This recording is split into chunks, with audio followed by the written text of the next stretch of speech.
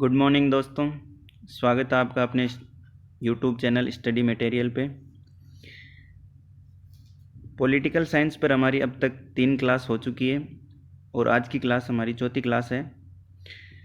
जैसा कि आप थंबनेल में भी देख पा रहे होंगे, आज का हमारा टॉपिक रहने वाला है भारतीय राज्य व्यवस्था। तो चलिए आज के टॉपिक को शुरू करते हैं।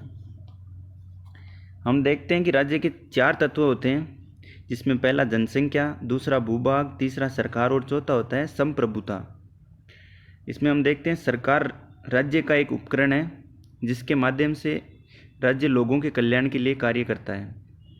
सरकार 3 कार्य करते हैं और ये तीनों कार्य 3 अलग अलग अंगों द्वारा किए जाते हैं, जिसमें पहला अंग व्यवस्थापिका और इसका कार्य होता है कानूनों का निर्माण करना।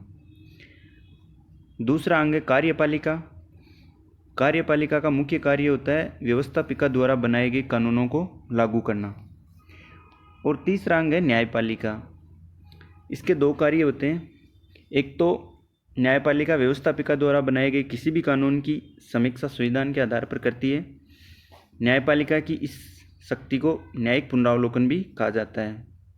यदि न्यायपालिका को ऐसा लगता है कि ये कानून संविधान के अनुसार नहीं है या संविधान के विपरीत है, तो न्यायपालिका उस कानून को असंवैधानिक भी घोषित कर सकती है। हम देखते हैं एक श्रेया सिंघल बनाम भारत संघ मामला था, जिसमें सूचना प्रौद्योगिकी अधिनियम 2000 की धारा 66A को संविधान के विपरीत मानते हुए न्यायपालिका द्वारा रद्द कर दिया गया था। इसी कड़ी में एक और केस था, जोसेफ साइन बनाम भारत संघ 2018 का मामला था, जिसमें आईपीसी की धारा 497, जिसे व्यभिचार या एडल्ट्री भी कहा जाता है, को संविधान की विपरीत मानते हुए न्यायपालिका द्वारा रद्द कर दिया गया था। न्यायपालिका का दूसरा कार्य वो अपनी दूसरी भूमिका के रूप में देखते हैं कि न्यायपालिका द्वारा व्यवस्थापिका द्वारा बनाए गए कानून को कार्यपालिका द्वारा सही ढंग से लागू किया जा रहा है या नहीं। सही ढंग से लागू नहीं करने पर न्यायपालिका कार्यपालिका को आदेश भी दे सकती है। इसी में एक केस था एस के महाजन बनाम महाराष्ट्र राज्य 2018 का मामला था, जिसमें उच्चतम न्यायालय में अनुसूचित जाति जनजाति अत्याचार निवारण अधिनियम 1989 को सही ढंग से लागू करने के संदर्भ में सरकार को निर्देश दिए गए थे। अब हम देखते हैं भारत का संवैधानिक इतिहास, जिसमें सबसे पहला है 1773 का रेगुलेटिंग एक्ट। ये 1773 का रेगुलेटिंग एक्ट ब्रिटिश संसद के द्वारा भारत के लिए बनाया गया पहला कानून था। इसके द्वारा बंगाल में गवर्नर जनरल के पद की स्थापना की गई थी और मद्रास व बॉम्बे के गवर्नर को इस गवर्नर जनरल के अधीन किया गया था। वॉरेन हेस्टिंग्स बंगाल के पहले गवर्नर जनरल बने थे और 1873 के चार्टर एक्ट द्वारा बंगाल के गवर्नर जनरल का नाम बदलकर भारत का गवर्नर जनरल कर दिया गया था। 1833 का जब चार्टर एक्ट आया था, उस समय लॉर्ड विलियम बेंटिंग बंगाल के गवर्नर जनरल थे और विलियम बेंटिंग को भारत का पहला गवर्नर जनरल बनाया गया था। इसके द्वारा कलकत्ता में उच्चतम न्यायालय की स्थापना का प्रावधान भी किया था और 1773 के इस रेगुलेटिंग एक्ट द्वारा जो कलकत्ता में उच्चतम न्यायालय की स्थापना का प्रावधान किया गया था, उसकी स्थापना 1774 में की गई थी। आगे हम देखते हैं भारत शासन अधिनियम 1858। ये अधिनियम आया था 1857 की क्रांति के जस्ट बाद में और इस अधिनियम के द्वारा ईस्ट इंडिया कंपनी का शासन समाप्त कर दिया गया था और भारत के शासन की व्यवस्था को ब्रिटिश महारानी के अधीन कर दिया गया था। इसके द्वारा गवर्नर जनरल के पद का नाम बदलकर वायसराय कर दिया गया था। जब 1857 की क्रांति हुई थी, उस समय भारत में लॉर्ड कैनिंग भारत के गवर्नर जनरल थे और लॉर्ड कैनिंग को ही बाद में भारत का प्रथम वायसराय बनाया गया था। इस अधिनियम के द्वारा इंग्लैंड के मंत्रिपरिषद में भारत मंत्री या भारत सचिव जैसे पद का भी व्यवस्था की गई थी।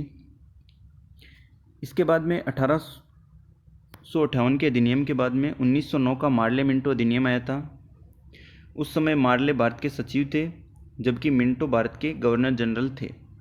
इस कारण इस अधिनियम का नाम था मार्ले मिंटो अधिनियम। इसके द्वारा भारत में पहली बार सांप्रदायिक निर्वाचन प्रणाली कम्युनल इलेक्शन मेथड की स्थापना की गई थी।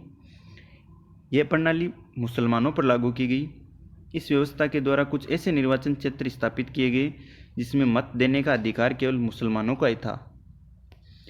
इस अधिनियम ने भारत में सांप्रदायिकता को वैधानिक रूप देने का प्रदान किया था।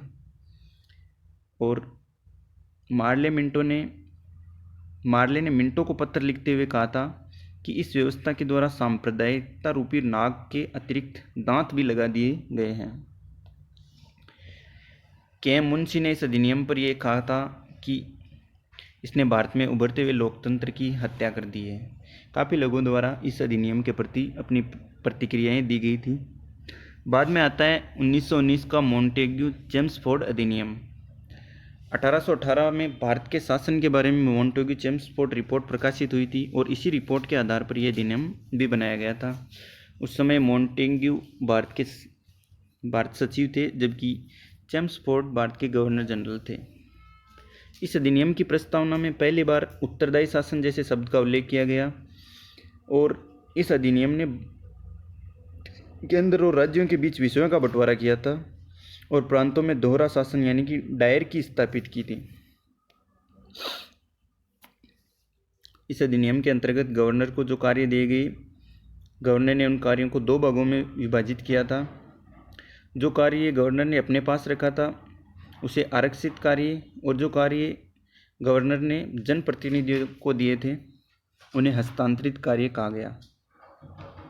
इस अधिनियम के द्वारा पहली बार महिलाओं को मत देने का अधिकार दिया गया और जो 1919 में सांप्रदायिक निर्वाचन प्रणाली आई थी उसमें इस अधिनियम द्वारा भारतीय ईसाई, यूरोपियन, आंग्ल भारतीय और सिखों को भी शामिल कर दिया था। 1919 के बाद मॉन्टेग्यू चेम्सफोर्ड अधिनियम द्वारा पहली बार लोक सेवा आयोग की स्थापना का प्रावधान किया गया और 1923 में लोक सेवाओं में सुधार हेतु ली आयोग का गठन भी किया गया। इस ली आयोग की अनुशंसा पर 1926 में केंद्रीय लोक सेवा आयोग की स्थापना की गई और सर रॉस बारकर इस आयोग के पहले अध्यक्ष थे। देशी रियासतों की समस्याओं पर विचार करने हेतु नरेंद्र मंडल की स्थापना का भी प्रावधान किया गया और 10 वर्षों के बाद इस अधिनियम की समीक्षा का भी प्रावधान किया गया था। 1 अप्रैल 1921 को यह अधिनियम पूर्ण रूप से लागू हुआ था और 1919 के अधिनियम की समीक्षा करने हेतु 1927 में सर जॉन साइमन की अध्यक्षता में एक वैधानिक आयोग का गठन किया गया था। इस सर जॉन साइमन की अध्यक्षता वाला साइमन कमीशन में सभी सदस्य अंग्रेज होने के कारण इस आयोग का भारतीयों ने घोर विरोध किया था। 1928 में मोतीलाल नेहरू द्वारा नेहरू रिपोर्ट तैयार की गई और यह नेहरू रिपोर्ट किसी भी भारतीय द्वारा संविधान निर्माण की दिशा में पहला कदम था। नेहरू रिपोर्ट में डोमिनियन स्टेट यानी अधिराज की मांग की गई थी। नेहरू रिपोर्ट के विरोध में मोहम्मद अली जिन्ना ने 1929 में 14 सूत्र दिए थे। 1929 में कांग्रेस का लाहौर अधिवेशन हुआ था और पंडित जवाहरलाल नेहरू ने इस अधिवेशन की अध्यक्षता की थी। इस अधिवेशन में 2 प्रस्ताव पारित किए गए थे कांग्रेस के द्वारा। पहला था पूर्व स्वराज की घोषणा और दूसरा था 26 जनवरी को प्रतिवर्ष स्वतंत्रता दिवस के रूप में मनाने की घोषणा। 26 जनवरी 1930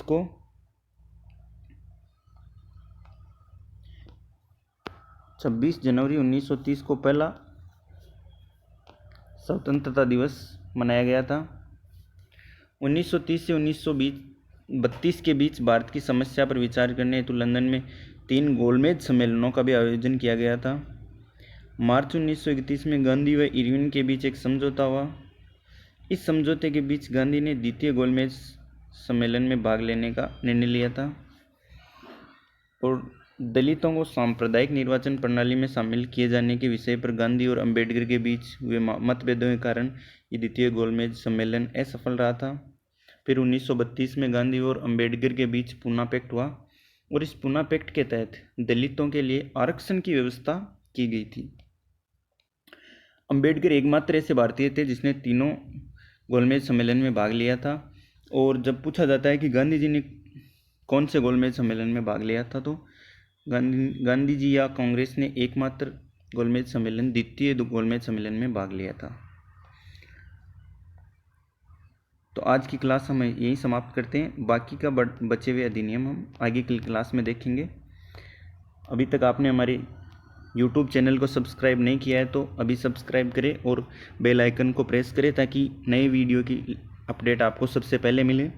और हमारे टेलीग्राम ग्रुप से भी आप जल्द से जल्द जुड़ जाएं ताकि वहाँ पे इस वीडियो की संपूर्ण PDF जैसे ही वीडियो अपलोड होता है तुरंत बाद मिल जाएगी आपको।